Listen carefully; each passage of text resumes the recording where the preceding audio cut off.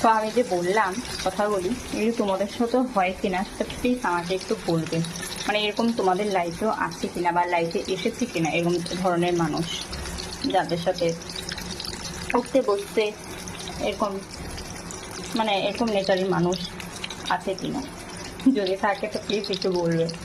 এটা তো জাস্ট আমি বললাম, এটা আমি কাউকে আমি নেগলেক্ট বা কাউকে আমি শোনাচ্ছি এইসব টাইপের কোনো আমি কাজ করছি না, কিন্তু আমি জাস্ট আমার মনের কথাটা বললাম। এরকম ধরনের মানুষ আছে, মানে যেটা আমাদের মা জেঠিরা আমাকে আগে ছোটোবেলায় বলেছিল যে শোনাই তুই কিন্তু বুঝে সবার সাথে মিলবি।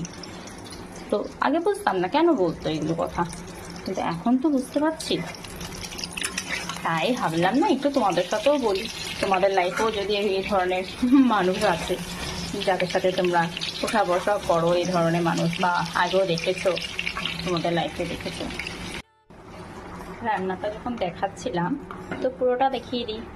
এই তো এখন আমাদের নিরামিষ চলছে, মানে আমার জ্যাঠা শ্বশুর মারা গেছে, তাই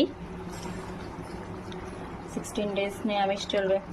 তো এখন নিরামিষেরই পর্ব চলবে। তো আজকে হলো জোহার চাল দিয়ে, এই তো দেখতে পাচ্ছ, হয়তো দেখতে পাচ্ছ না, এই তো জোহার চাল দিয়ে পটল আলুর তরকারি গরম মশলা ঘি দিয়ে বানালাম। একটা পদই করেছি, আর গতকালের আলু বেগুনের তরকারি ছিল, আর পটল ভাজা, আর একটু ডাল আছে, ব্যাস এটাই আজকে আন্ডা। ভাত তো থাকবেই, ব্যাস।